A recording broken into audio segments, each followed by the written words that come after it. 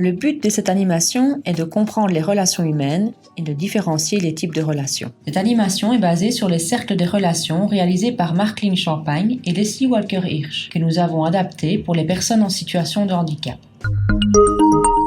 6 grands cercles de couleurs, les titres, les pictogrammes titres et des photos, images représentant les différents types de relations. L'animateur et l'animatrice disposent au sol les cercles de couleurs représentant chaque type de relation. Les cercles moi et mon amoureux et mon amoureuse doivent se trouver au centre. Les autres sont disposés tout autour. Les participants et les participantes s'installent autour des cercles. L'animateur nomme chaque cercle de couleurs et dépose sur chacun d'eux le titre et le pictogramme correspondant. Il interroge le groupe en demandant des exemples. Qui peut-on mettre dans ce cercle ? Des photos ou des images mettant en scène différents types de relations sont mises dans un chapeau. À tour de rôle, chaque participant pioche une photo. Il la décrit au groupe et la place dans le cercle correspondant à la relation identifiée. On demande ensuite l'avis du groupe sur le choix du cercle, ainsi de suite pour chaque image piochée. À la fin, il y a des images dans tous les cercles. L'animateur se saisit alors des images pour comparer et différencier les comportements en fonction des relations. Que voit-on sur cette image ? Dans quel cercle pourrait-on la mettre ? Pourquoi ? Des photos ou des images plus ambiguës peuvent être placées dans plusieurs cercles, comme par exemple 2 femmes qui se prennent dans les bras peuvent être sœurs, amies ou en couple.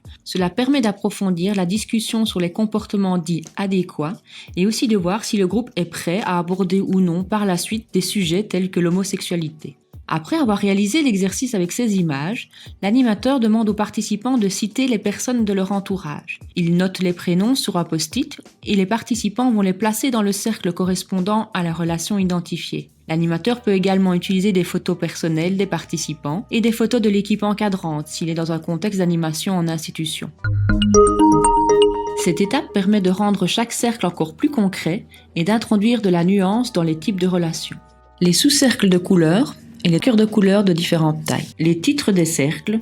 Pour affiner les relations, on peut apporter de la nuance soit avec les sous-cercles, soit avec les cœurs, soit avec les deux. Avec les sous-cercles, par exemple, le cercle ami peut se subdiviser en amis, copains et connaissances. Le cercle famille peut se subdiviser en famille proche et famille éloignée. Et le cercle aidant peut se subdiviser en aidants, comme les éducateurs, les infirmières, et en ceux qui me rendent service, comme le facteur, le chauffeur de taxi, le coiffeur ou encore la police. Les cœurs permettent d'illustrer le degré d'attachement d'une personne. Le petit cœur, j'apprécie. Le gros cœur, j'ai beaucoup d'affection pour cette personne. L'animateur donne des exemples concrets et reprend les post-it et photos des relations personnelles des participants pour faciliter la compréhension. L'animateur questionne alors les participants. Es-tu plus proche de ta sœur ou de ton cousin ? Dans tes amis, lequel est le plus proche de toi ? À qui confies-tu tes secrets ? Pour chaque post-it ou photo, les participants choisissent alors le sous-cercle ou le cœur correspondant.